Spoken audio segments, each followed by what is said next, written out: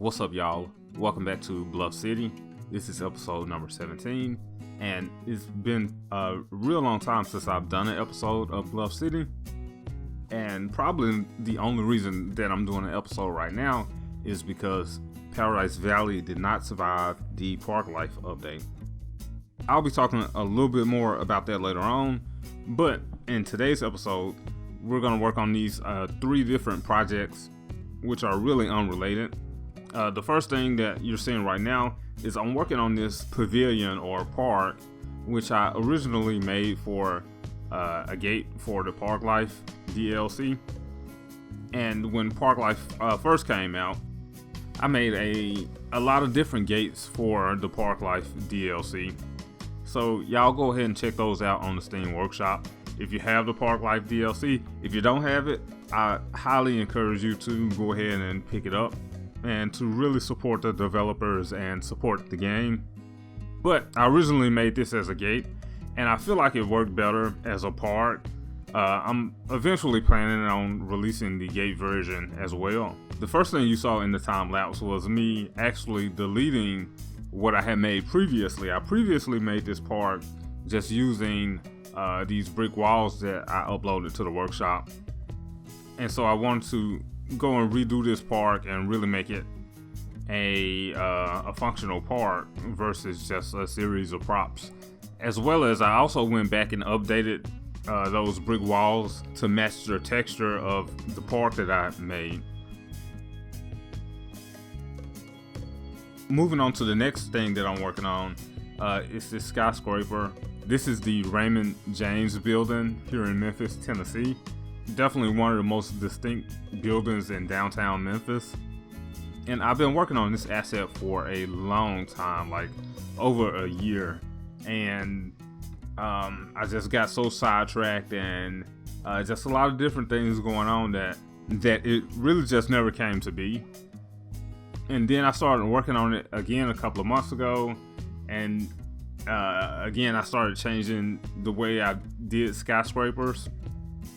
And so there were some more things that I wanted to do to it, but I think it would just take so much longer to go ahead and do those new things or to add more things to it than it would be to just release it as it is, which I'll probably do.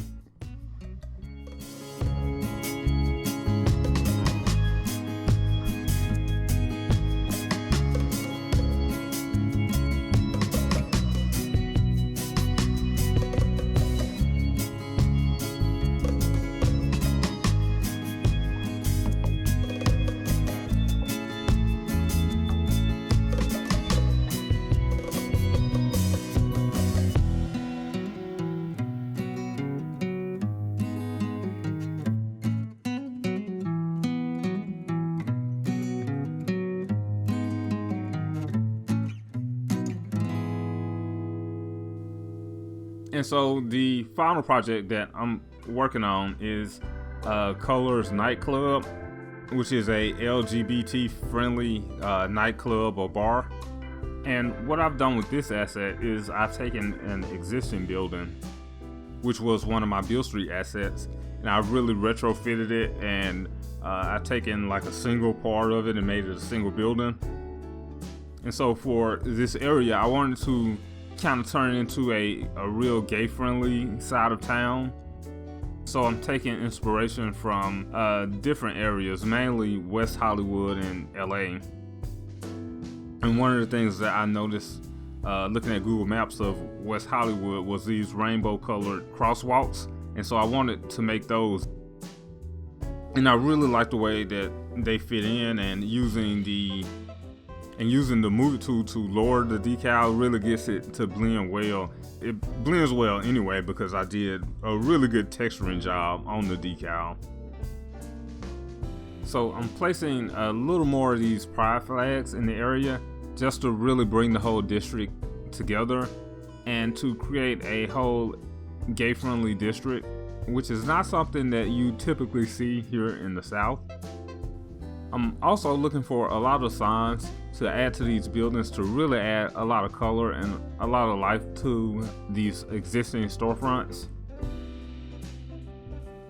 I've taken these existing buildings that I already had in the area and added some signs to maybe make them some additional clubs, as well as adding the Stonewall Inn here.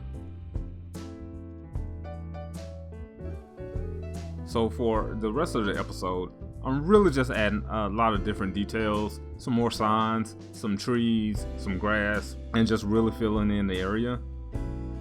The Raymond James Tower should be on the workshop sometime within the next week or so. The City Park Pavilion is already on the workshop, so if you don't have that already, go ahead and go to the Steam Workshop and grab that.